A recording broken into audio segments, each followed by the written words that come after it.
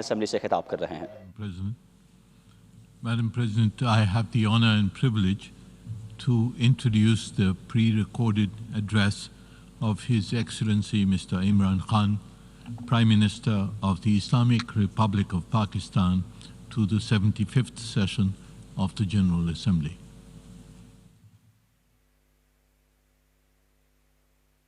President, Secretary General, Excellencies, ladies and gentlemen, I'm honored to address the United Nations General Assembly once again. I congratulate His Excellency Mr. Volkan Bozkır on his election as the President of the 75th session of the General Assembly.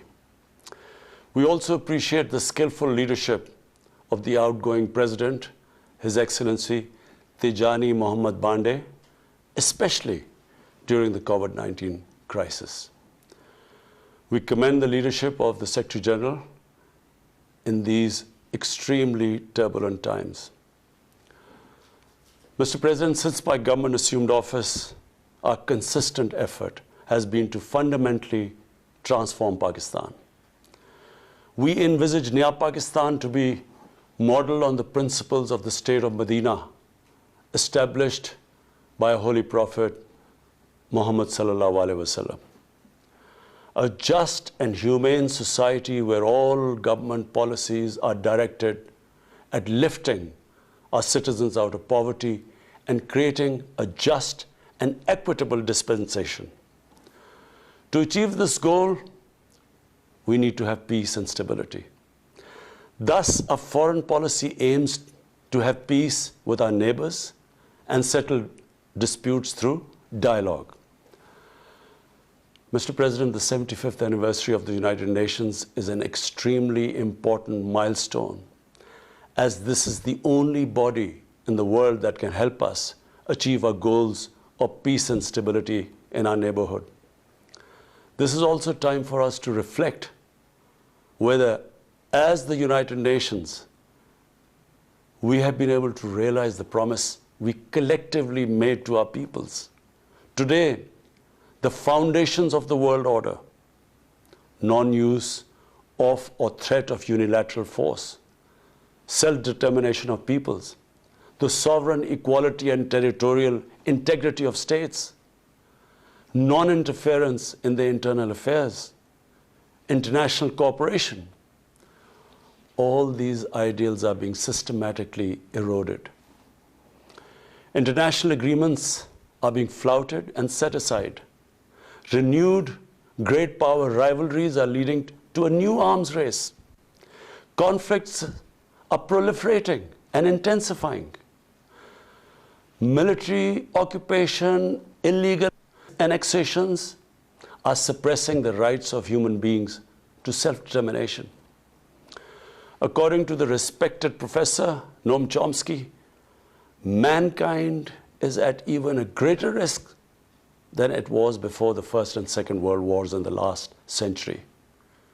And this is because of the threat, increased threat of nuclear war, climate change, and sadly the rise of authoritarian regimes. We must come together to prevent such a catastrophe. We believe that the driving force in international relations must be cooperation, in accordance with the principles of international law and not confrontation and force. We all must emphatically reaffirm our support for multilateralism. Mr. President, the COVID-19 pandemic has illustrated the oneness of humanity. In our interconnected world, no one is safe unless everyone is safe. Locking down to control the pandemic has triggered the worst recession since the Great Recession in the last century. This has hit the poorest countries the hardest, as well as the poor in all the countries.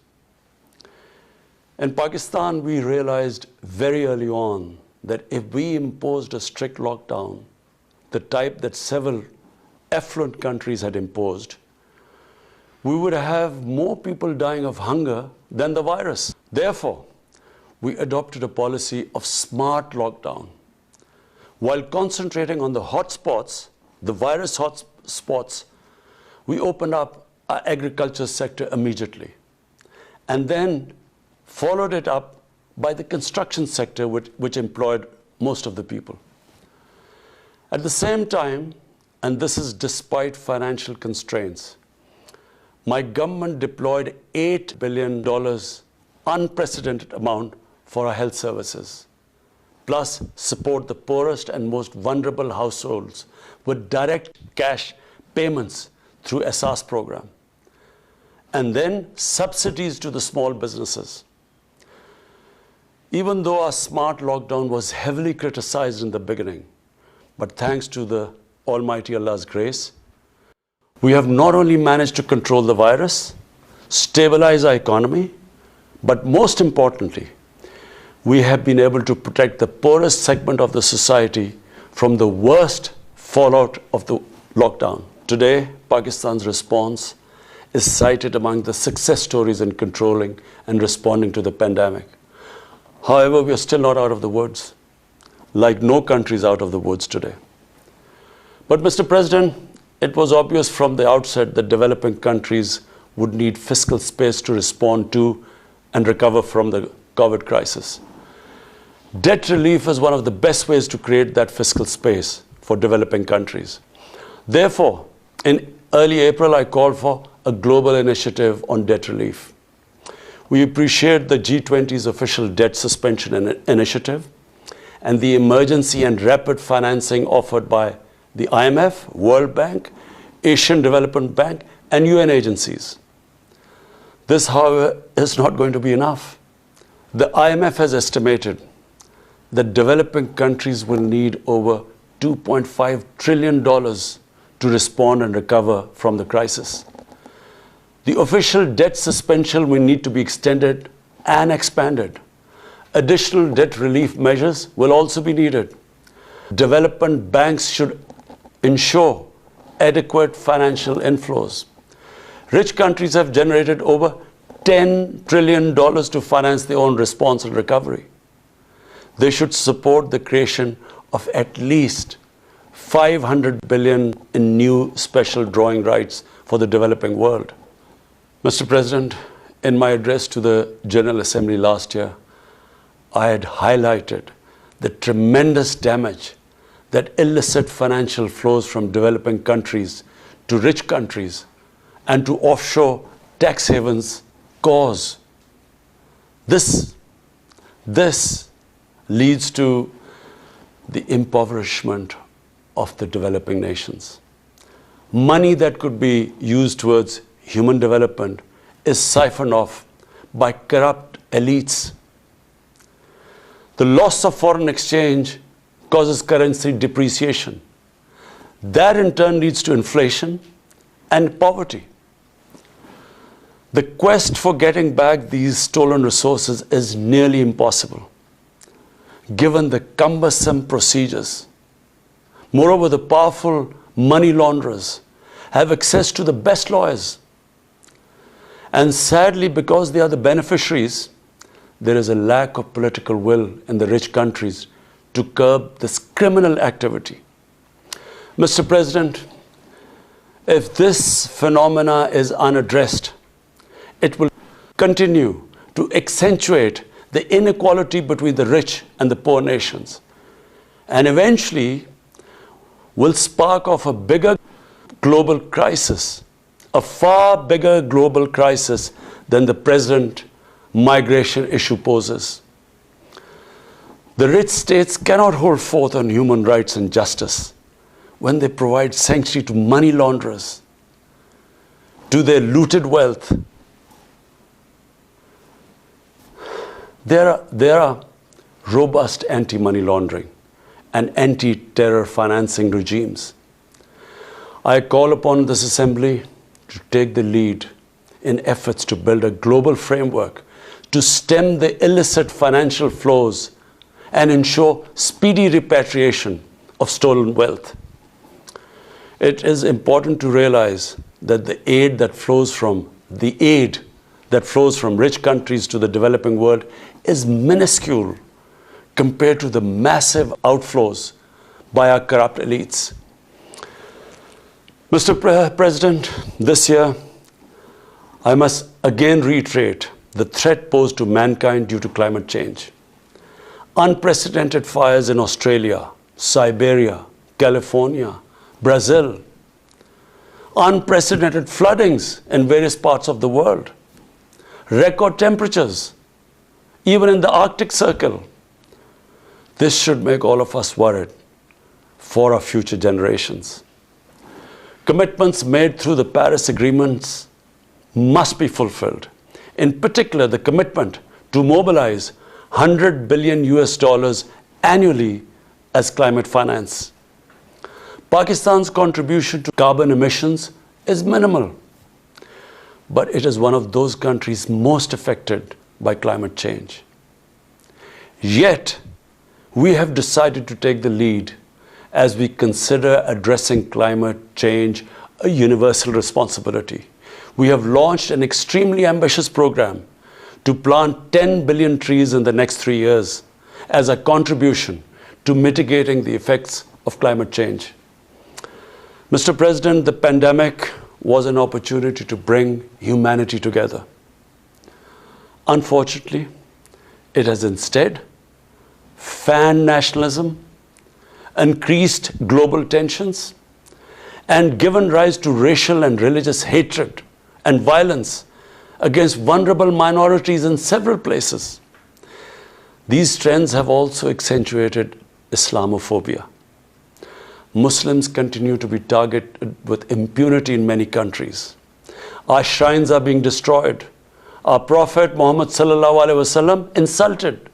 The Holy Quran burnt. And all this in the name of freedom of speech. Incidents in Europe, including republication of blasphemous sketches by Charlie Hebdo, are recent examples. We stress that willful provocations and incitement to hate and violence must be universally outlawed. This assembly should declare an international day to combat Islamophobia and build a coalition to fight the scourge that splits humanity. Mr. President, the one country in the world today where I'm sad to say the state sponsors Islamophobia, and that is India. The reason behind this is the RSS ideology that unfortunately rules India today. This extremist ideology was founded in the 1920s. The RSS founding fathers were inspired by the Nazis, and they adopted their concepts of racial purity and supremacy. While the Nazis' hate was directed at the Jews, the RSS directs it towards the Muslims and to a lesser extent, the Christians. They believe that India is exclusively for Hindus and others are not equal citizens. The secularism of Gandhi and Nehru has been replaced by the dream of creating a Hindu Rashtra by subjugating, even cleansing India's 200 million Muslims and other minorities. In 1992, the RS destroyed the Babri Masjid. In 2002, some 2,000 Muslims were slaughtered in Gujarat, and this was under the watch of Chief Minister Modi. In 2007, over 50 Muslims were burnt alive by RSS arsonists aboard the Samjhota Express train. In Assam, around 2 million Muslims face the prospects of being arbitrarily stripped of their nationality through the adoption of discriminatory laws. There are reports of large concentration camps being filled by Muslim Indian citizens. Muslims were falsely blamed, vilified, and victimized for spreading the coronavirus. They were denied medical attention on many occasions. Their businesses were boycotted. Cow vigilantes attack and kill Muslims with impunity. Last February, Muslims faced targeted killings with police complicity in New Delhi. Mass registrations in the past have often been a precursor to genocide. For example, the Nuremberg laws in Germany in 1935, and then in 1982 in Myanmar. The Hindutva ideology is said to marginalize almost 300 million human beings, Muslims, Christians, and Sikhs. This is unprecedented in history, and this does not augur well for the future of India. As we all know, that marginalization of human beings leads to their radicalization. Mr. President, for over 72 years, India has illegally occupied Jammu and Kashmir against the wishes of the Kashmiri people and in blatant violation of the resolutions of the Security Council and indeed its own commitments to the people of Kashmir. On 5th August last year, India illegally and unilaterally sought to change the status of the occupied territories and deployed additional troops, bringing the total number to 900,000, to impose a military siege on 8 million Kashmiris. All Kashmiri political leaders were incarcerated. About 13,000 Kashmiri youth were abducted and thousands tortured. A complete curfew was imposed, accompanied by a total communications blackout. Indian occupation forces have used brute force, including pellet guns against peaceful protesters, imposed collective punishments, including the destruction of entire neighborhoods, and extrajudicially murdered hundreds of innocent young Kashmiris in fake encounters, refusing even to hand over their bodies for burial.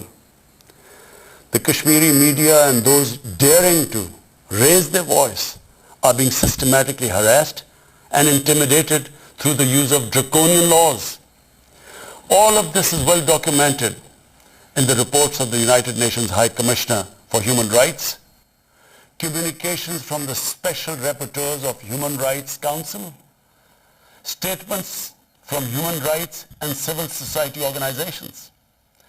The international community must investigate these grave violations and prosecute the Indian civil and military personnel involved in state terrorism and serious crimes against humanity being perpetrated,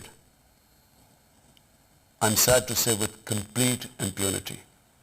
The objective of this brutal campaign is to impose what the RSS-BJP regime has itself called the final solution for Jammu and Kashmir.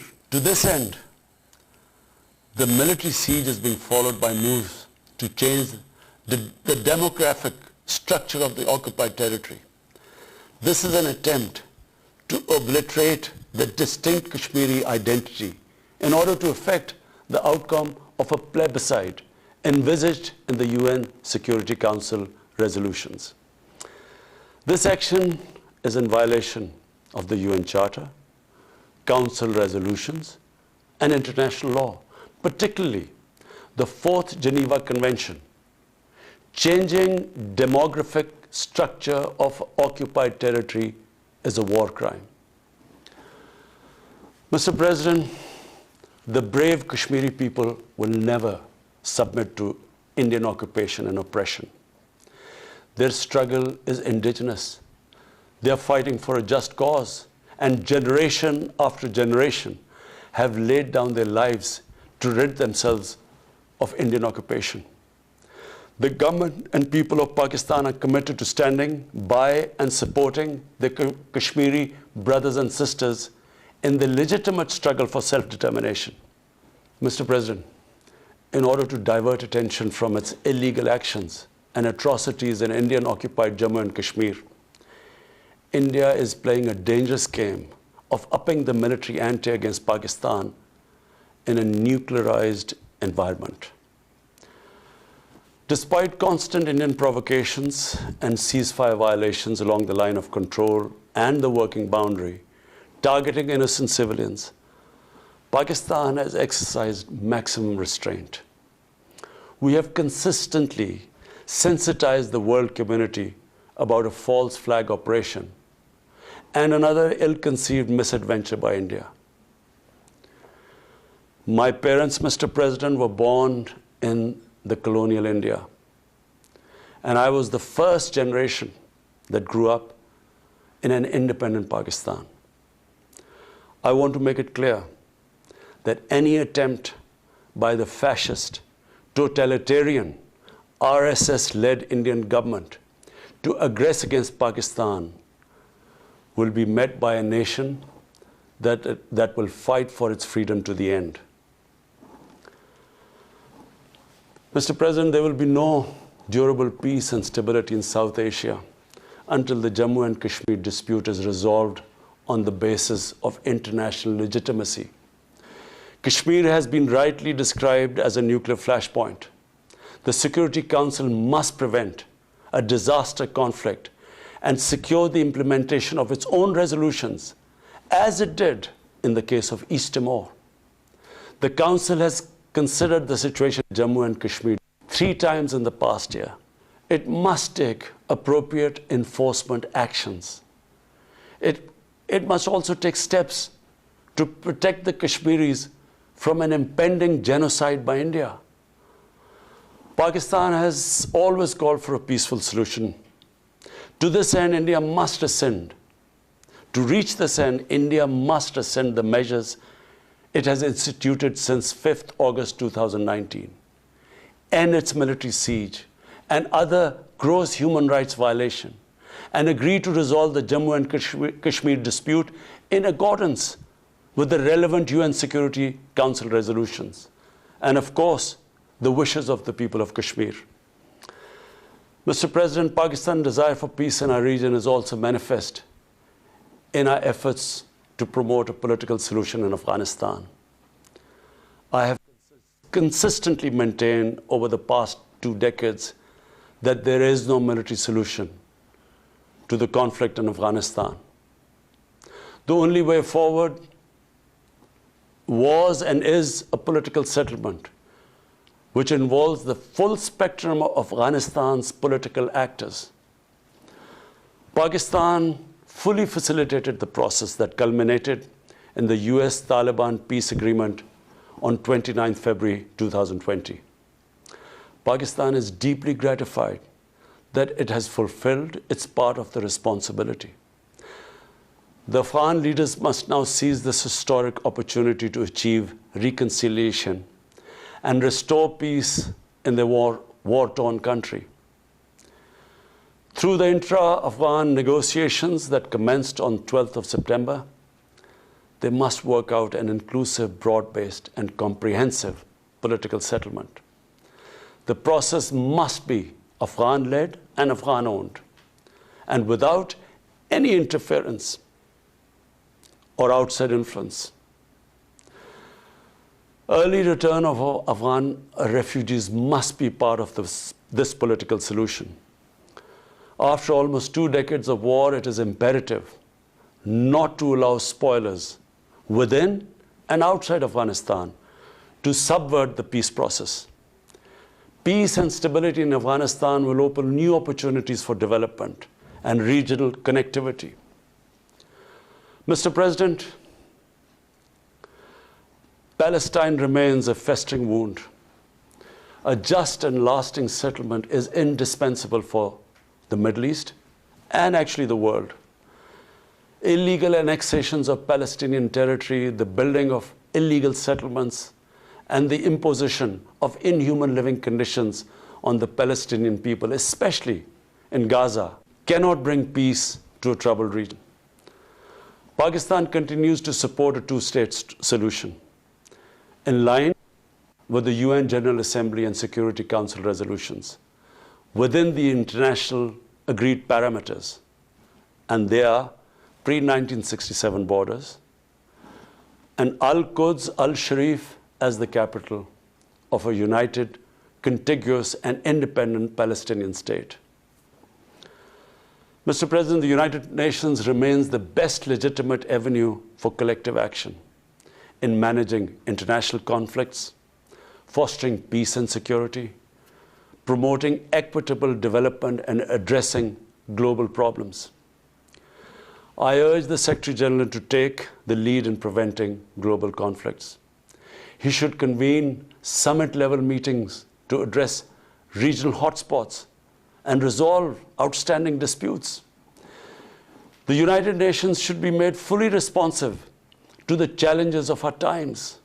A comprehensive reform of the United Nations, including the Security Council, is essential to promote greater democracy, accountability, transparency, and efficiency.